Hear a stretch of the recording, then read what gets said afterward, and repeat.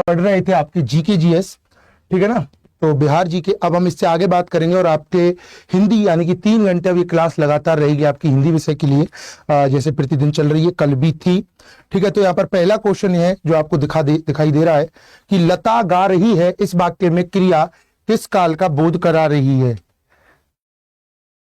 ठीक है ना, किस काल का बोध करा रही है, ठीक है ना, ये आपको इसके अंतर्गत बताना है।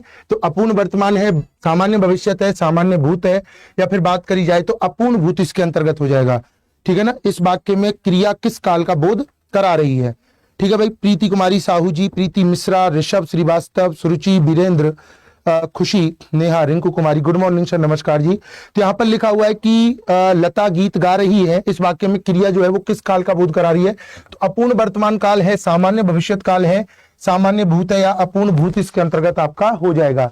तो गा रही है, रहा है, रही है, रहे हैं, ये इसके अंतर्गत चल रहा है, यानी कि ये क्या हो जाएगा, अपूर्ण वर्तमान काल है।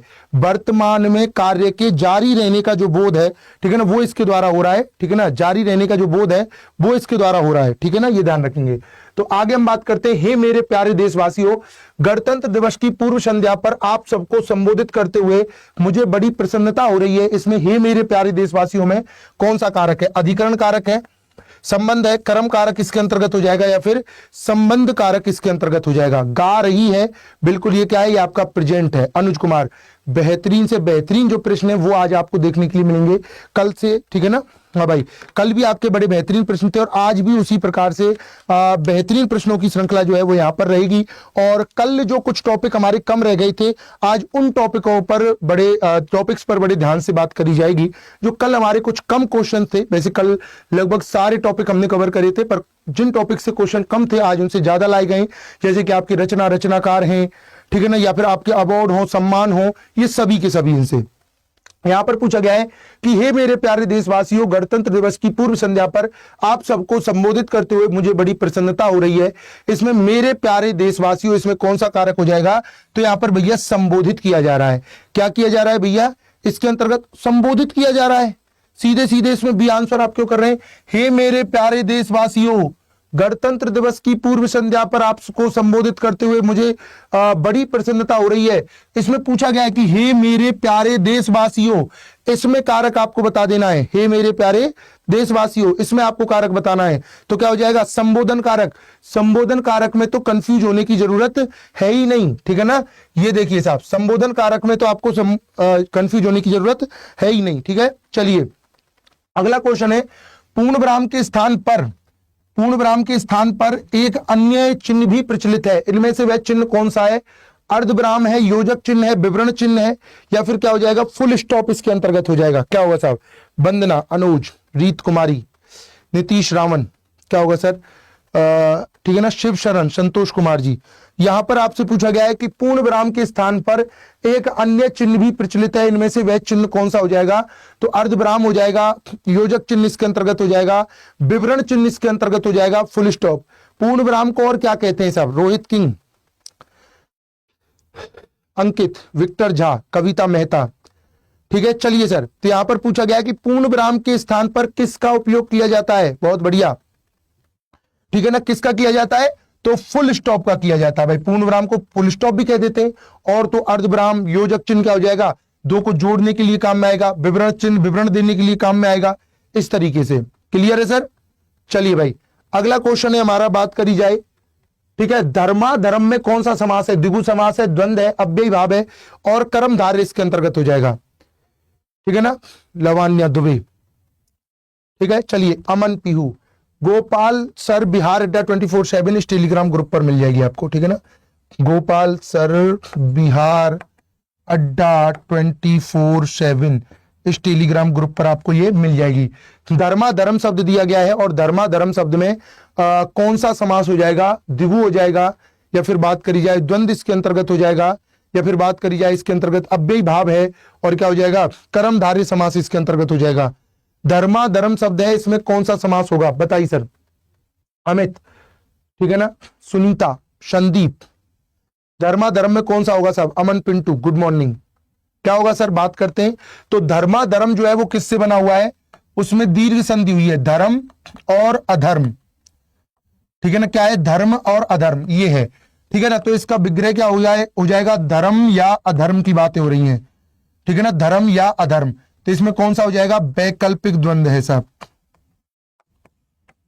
ठीक है ना, वैकल्पिक द्वंद्व है इसके अंतर्गत, ठीक है ना, वैकल्पिक द्वंद्व है। इसमें धर्म की बातें करो या अधर्म की बातें करो, ये क्या हो जाएगा, वैकल्पिक द्वंद्व है साहब, ठीक है ना, वैकल्पिक द्वंद्व होगा। तो इसमें कौन सा है, द्वंद्व समास इसके अंतर्गत हो जाएगा। वैकल्पिक द्वंद्व कौन सा होता है, ठीक है ना, जिसमें एक समय पे एक ही काम होगा, भाई सत्य या असत्य, तुम एक समय पे या तो सत्य बोलोगे या असत्य बोलोगे, ठीक है ना, सच या झूठ, इस तरीके से, ठीक है।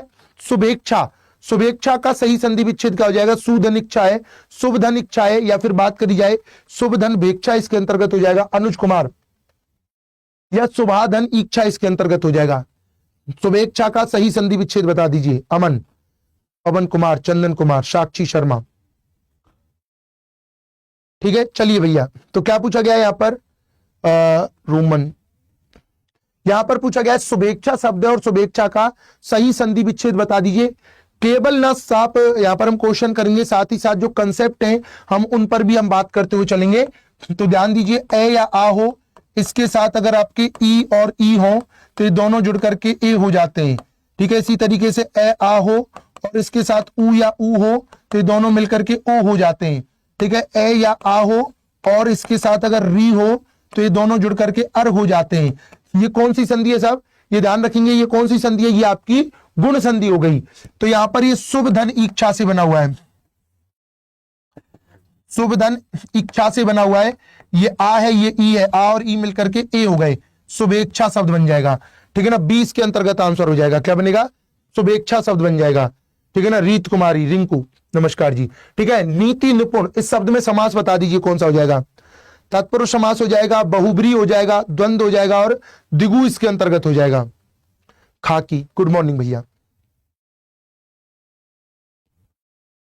हाँ, एक दूसरे के विपरीत हर समय नहीं होता है संदीप सिंह जी, 3 होते हैं उसमें, इतरेतर द्वंद्व, वैकल्पिक द्वंद्व और क्या होता है, समाहार द्वंद्व होता है, इस तरीके से है, ठीक है। सत्यम, हर हर महादेव साहब। यहां पर आपसे पूछा गया है नीति निपुण शब्द दिया गया है, क्या दिया गया है, नीति निपुण। इस नीति निपुण का आपको क्या बता देना है, समास बता देना है। तत्पुरुष हो जाएगा, बहुब्री इसके अंतर्गत हो जाएगा, राजू कुमार यादव। द्वंद्व हो जाएगा, द्विगु इसके अंतर्गत हो जाएगा। तो नीति निपुण का विग्रह क्या हो जाएगा, इसका विग्रह होगा नीति में निपुण, क्या हो जाएगा, नीति में जो निपुण है। तो में और पर का लोप जहां पर होता है वो क्या होता है, वो आपका अधिकरण तत्पुरुष होता है, क्या होता है, अधिकरण तत्पुरुष होता है, में और पर का लोप जहां पर होता है, ठीक है ना। ए इसके अंतर्गत आपका आंसर हो जाएगा। भाई नीति में निपुण, आपने पढ़े होंगे, कारक कर्ता ने कर्म को करण से संप्रदान के लिए अपादान से अलग संबंध का की के अधिकरण में पे पर, ऐसे पढ़े ना। तो में और पर का लोप कहां पर होता है, तो ये इसके अंतर्गत हो गया। अगला क्वेश्चन है साहब, आत्मने पद, इसके रचनाकार कौन है, धर्मवीर भारती हैं, रांगे राघव हैं, अज्ञे हैं, या फिर गजानन माधव मुक्तिबोध है। कुसुम शर्मा, गुड मॉर्निंग सर। क्या पूछा गया है, आत्मने पद है, इस आत्मने पद के रचनाकार पूछे गए, धर्मवीर भारती हैं, रांगे राघव हैं, या फिर बात करी जाए अज्ञे हैं, या फिर गजानन माधव मुक्तिबोध है। राजेश, गुड मॉर्निंग सर, बताइए आत्मने पद के रचनाकार कौन होंगे। चलिए, रीत कुमारी, धर्मवीर भारती हैं, या फिर अज्ञे हैं, रांगे राघव हैं, गजानन माधव मुक्तिबोध है। रचनाकार से लिया गया है, इसको नोट करते हुए चलेंगे, जिसको नहीं पता हो, इनको जिसको नहीं पता हो, आज ऐसे बहुत सारे क्वेश्चन शामिल किए गए, जिनको नहीं पता हो वो नोट करते हुए चलेंगे साहब, ये ध्यान रखेंगे। कुसुम शर्मा, बहुत अच्छे। तो हीरानंद बादशाह अज्ञे हैं आपके, जो आत्मने पद के रचनाकार हैं, इनके द्वारा तार सप्तक की स्थापना करी गई थी। इसकी स्थापना करी गई थी, तार सप्तक की स्थापना करी गई थी, ये ध्यान रखेंगे, ठीक है। चलिए साहब, इनके द्वारा, अज्ञे जी के द्वारा। आगे हम बात करते हैं, ठीक है। परमात्मा की कृपा सर्वत्र व्याप्त है, इस वाक्य में किस क्रिया विशेषण का प्रयोग किया गया है। विक्टर झा, परमात्मा की कृपा सर्वत्र व्याप्त है, क्रिया विशेषण से लिया गया है सब क्वेश्चन किससे लिया गया है, क्रिया विशेषण से लिया गया है। शिल्पी, क्रिया विशेषण क्या होते हैं, जो क्रिया की विशेषता बताते हैं। क्रिया विशेषण क्या होते हैं बेटा, जो क्रिया की विशेषता बताते हैं वो क्या कहलाते हैं, क्रिया विशेषण कहलाते हैं। और मैंने बताया क्रिया विशेषण आपके 4 प्रकार के होते हैं। देखो, परिमाण, जो क्रिया की विशेषता मात्रा के आधार पर बतावे, ठीक है। रीतिवाचक, जो क्रिया की विशेषता तरीके के आधार पर बतावे, कालवाचक जो क्रिया की विशेषता समय के आधार पर बतावे, और स्थानवाचक जहां पर क्रिया की विशेषता स्थान के आधार पर बताई गई हो। तो हम पूछ रहे हैं कि भाई परमात्मा की कृपा कहां व्याप्त है? तुमने कहा सर्वत्र व्याप्त है, तो ये क्या है? ये आपके स्थानवाचक क्रिया विशेषण को बता रहा है। किसको बता रहा है भैया? स्थानवाचक क्रिया विशेषण को बता रहा है। ठीक है। अभिमान शब्द है, इस अभिमान शब्द में कौन सा उपसर्ग होगा? मान होगा, आ इसके अंतर्गत हो जाएगा, अभी इसके अंतर्गत हो जाएगा, अब इसके अंतर्गत हो जाएगा। ठीक है ना। रेशमी, जय श्री कृष्ण साहब। तो यहां पर क्या पूछा गया है? अभिमान शब्द है और अभिमान में कौन सा उपसर्ग हो जाएगा? तो मान हो जाएगा, या फिर बात करी जाए आ इसके अंतर्गत हो जाएगा, अभी इसके अंतर्गत होगा, या अब इसके अंतर्गत हो जाएगा। प्रीति, रिंकू कुमारी, अभिमान शब्द दिया गया है और अभिमान शब्द में कौन सा उपसर्ग है? मान है, अभी आ है, अभी है, और क्या हो जाएगा? अब इसके अंतर्गत हो जाएगा। ठीक है, बताइए सर अभिमान में क्या हो जाएगा? बहुत बढ़िया। उपसर्ग जब भी आप ढूंढ रहे हो तो आपको पीछे की तरफ सार्थक शब्द ढूंढना होगा, ये बात अपन अपने ध्यान में आप रखेंगे। तो देखो ये तो पीछे का है, तो मान उपसर्ग तो हो ही नहीं सकता है।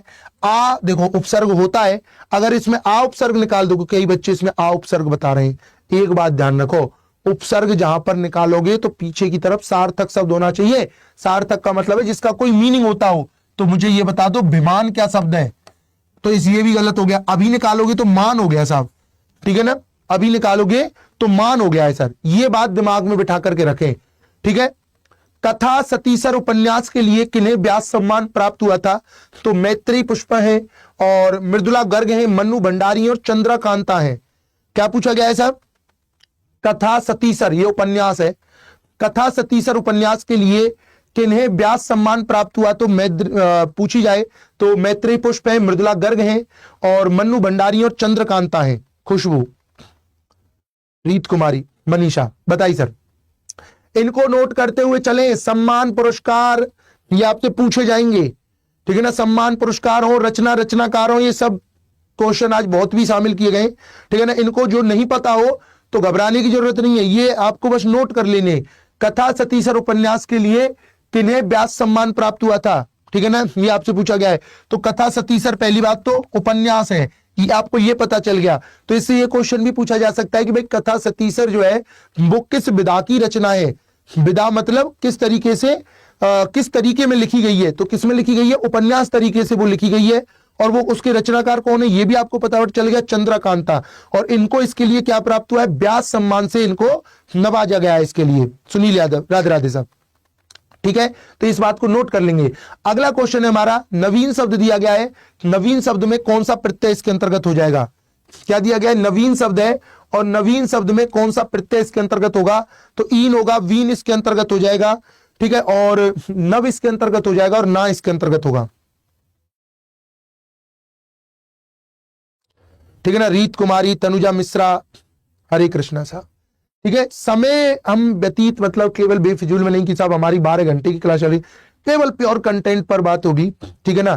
पूरा के पूरा जो है वो रिवीजन इसके अंतर्गत आपका होगा, ठीक है ना। चलिए सर, तो यहां पर पूछा गया नवीन शब्द है, इसमें प्रत्यय बताना है। प्रत्यय मतलब बाद का इसके अंतर्गत हो जाएगा, ठीक है। तो यहां पर ये लिखा हुआ है नवधन ईन है, नवधन ईन है। ये नाधन वीन लिखा हुआ है, ये नवधन ईन है, और ये नाधन वीन है, ठीक है ना, नाधन वीन है। अब देखो सर, अगर तुम इसमें कर रहे हो तो कौन सा सही लग रहा है तुम्हें? प्रत्यय बताना है ना, तो नव शब्द होता है, देखो इससे बन रहा है सर, सी आंसर ये बन रहा है सर, ईन प्रत्यय बन रहा है। नव का मतलब होता है, ठीक है ना। अच्छा उसने प्रत्यय पूछा, सॉरी मैंने शब्द बता दिया, सॉरी मैंने सार्थक शब्द बता दिया, ए ही आंसर है बिल्कुल। उसने प्रत्यय पूछा है ना, बिल्कुल ए इसके अंतर्गत आंसर हो जाएगा।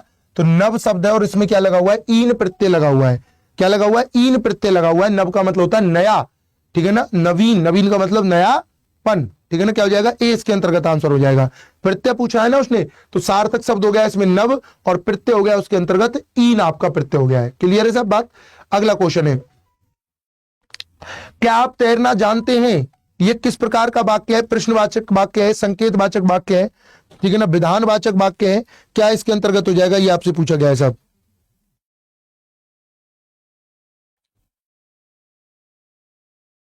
हाँ जी, क्या आप तैरना जानते हैं? ये किस प्रकार का वाच्य है? प्रश्नवाचक वाक्य है और संकेतवाचक है, या फिर बात करी जाए तो विधानवाचक वाक्य है और निषेधवाचक वाक्य इसके अंतर्गत हो जाएगा।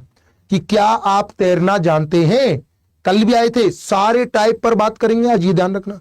आज कल भी करी थी, आज भी A to Z टाइप पर हम बात करेंगे, और कल जिनसे क्वेश्चन कम थे आज उनसे ज्यादा है, ठीक है ना, ये ध्यान रखिए। तो क्या आप तैरना जानते हैं? तो ये प्रश्न पूछा गया है, तो क्या है? प्रश्नवाचक वाक्य। संकेतवाचक वाक्य कौन से होते हैं? जैसे मैंने आपको बताया था, संकेतवाचक होते हैं जैसे कि यदि वर्षा अच्छी होती तो फसल भी अच्छी पकती, ठीक है ना। विधानवाचक वाक्य जो सामान्य अर्थ में युक्त किए कहे जाते हैं, और निषेधवाचक वाक्य वो होते हैं जिनमें मनाही की गई हो, मनाही की गई हो, ठीक है ना, वो इसके अंतर्गत हो जाएंगे, जिनमें मनाही की गई हो। इनमें से ओझल का पर्यायवाची शब्द कौन सा नहीं है? अदृश्य है, अंतर्धान है, रोशनी इसके अंतर्गत हो जाएगा, और तिरोहित इसके अंतर्गत हो जाएगा, ठीक है ना। ओझल का पर्यायवाची शब्द नहीं है, ठीक है। अदृश्य है, अंतर्धान है, रोशनी है, और क्या होगा? तिरोहित